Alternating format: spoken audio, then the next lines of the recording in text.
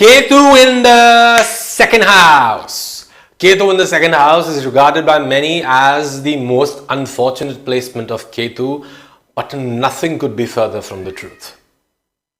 Because normally people look at this placement as, oh, you've got Ketu in the second house. That means Ketu is going to take away your stability, your family, your speech, your eyesight. Ketu is going to take away your material assets.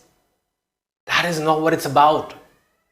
Ketu in the second house shows that you have a natural vision. You have a natural understanding of how to build assets, how to create assets. You have a natural karma with respect to your family of birth, your family lineage. But the fulfillment of this karma is going to come by taking risks with Rahu in the 8th. So let's say, you have Ketu in the second house, you dream of having a net worth of $1 million. What are you going to do? How are you going to make $1 million? Yeah, by doing a normal job. You'll never make $1 million just by working at whatever job you're working at. To make that much amount of money, you have to take risks. You have a natural debt that you have with respect to your family. How are you going to pay off that debt? Whatever that is. Maybe you had no support from your family of birth. Maybe the support was there, but not support in terms of what you wanted to do. You can always count on them, but you can only count on them to give you the stability, the safety, but not to catapult you to where you want to be. Why? Because Rahu in the 8th house shows, dude, you're not here to just work the rules of your family as they have been. You're here to leave a legacy. So Ketu in the second house can take away your stability, can take away your assets, can take away your ability to speak your truth. You will often find yourself at a loss of words at the times that you most need to say something. Why? Because the lesson here is that you have all of this.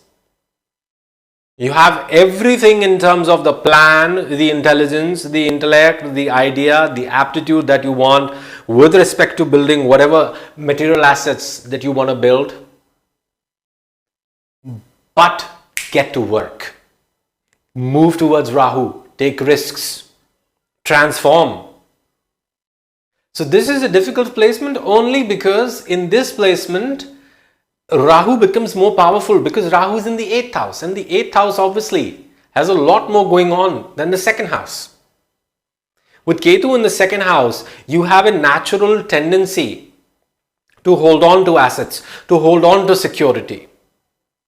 And that is not going to help because you're not here to hold on to things. You are here to manifest something big. You are here to trust in your ability to create something big.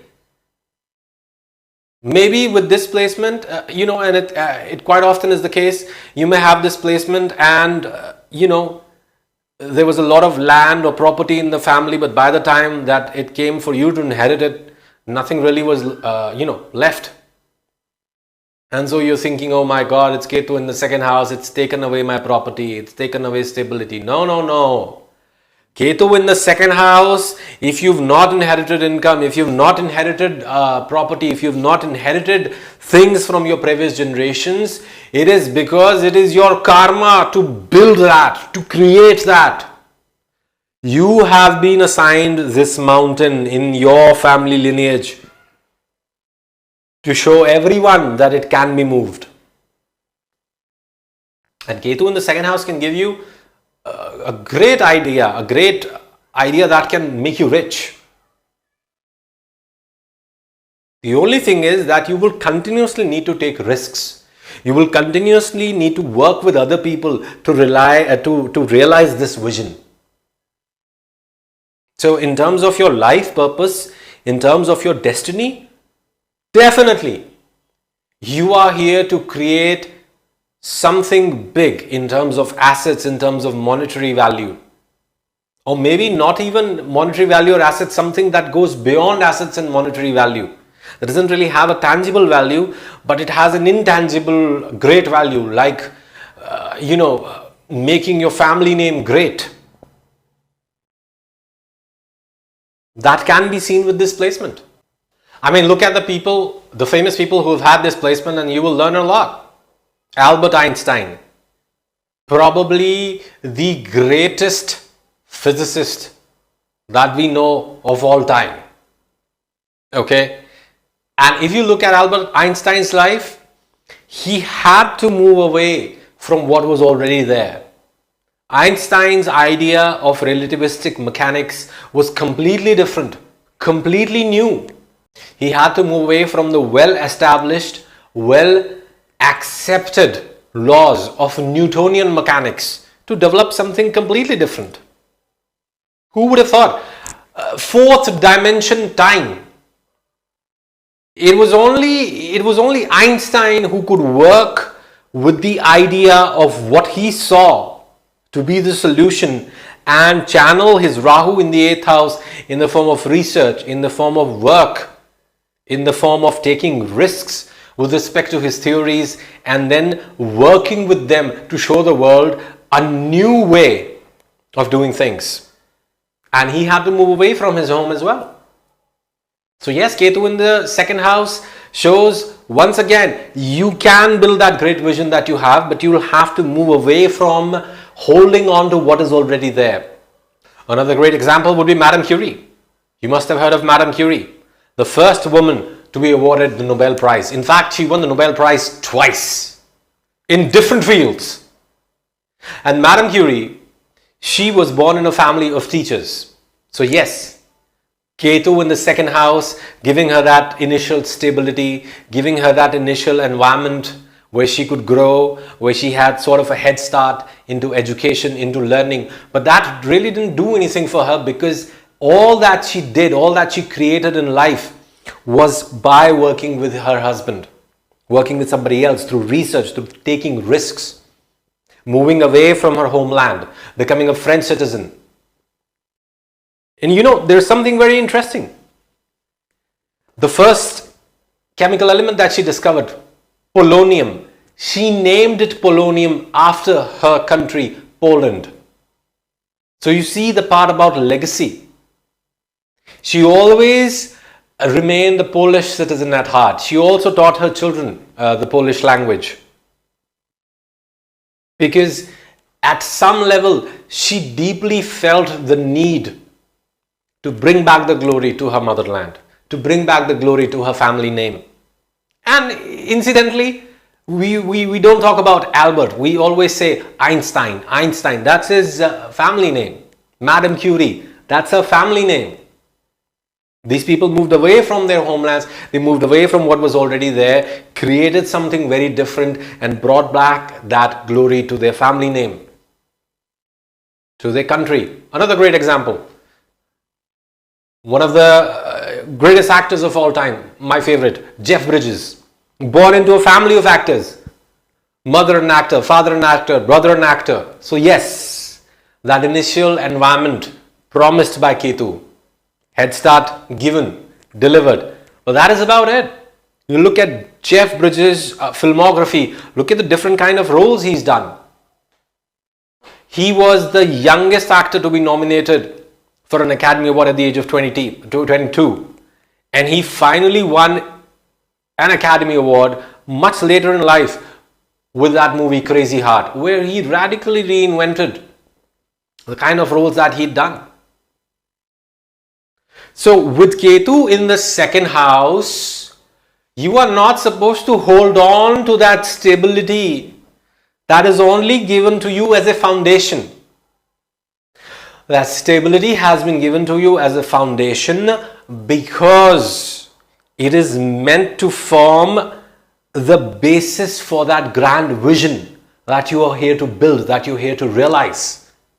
In order to realize that grand vision, you will have to take risks. You will have to work with other people. You will have to transform. You will have to work on building your own legacy.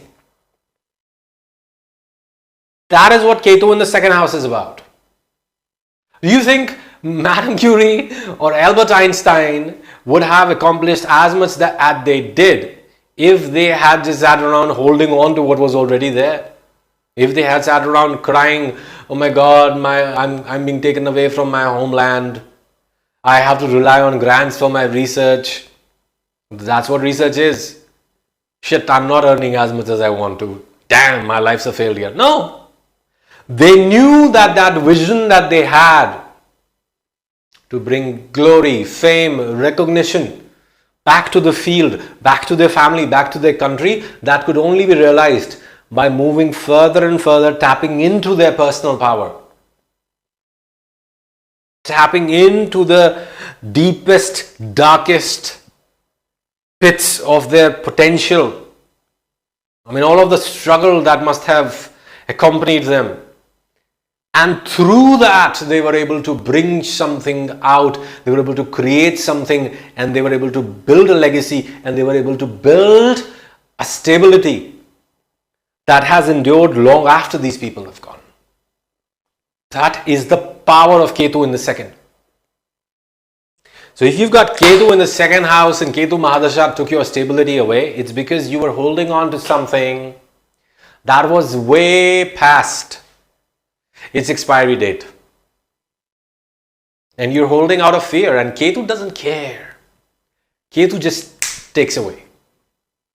Ketu will not give you any warning. Rahu will probably give you a warning. Ketu will not give any warning. Nothing. Ketu will just take it away. He will take it away so that you can run at full speed towards where Rahu is. And if this placement is giving you trouble, it's because you're too stuck with what is already there.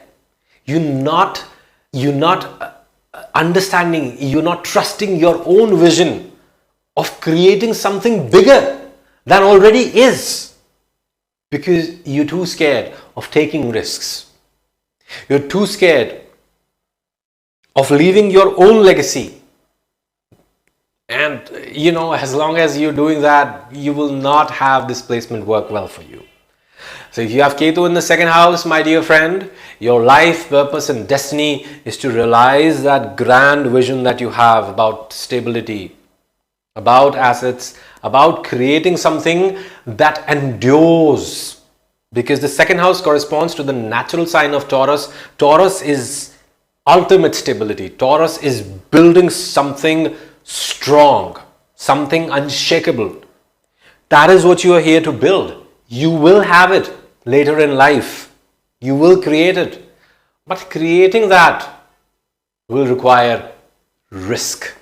So thank you for watching, guys. If you enjoyed this video, please give me a thumbs up. Subscribe to this channel so that you can stay abreast of all the wonderful content that I post here. I post a variety of content on this channel about self-help, motivational, spirituality, numerology, astrology, lots of stuff. Check it out. Push the bell icon so that you can be notified every single time I post. If you want a personal session with me, check out the link given here in the description box. It's going to take you to my website. You'll have to fill up a form. Once I get that form, once I get your details, I'm going to come back to you with a time, and then we can take it ahead. Okay? Thank you for watching. Take care. Hari Om.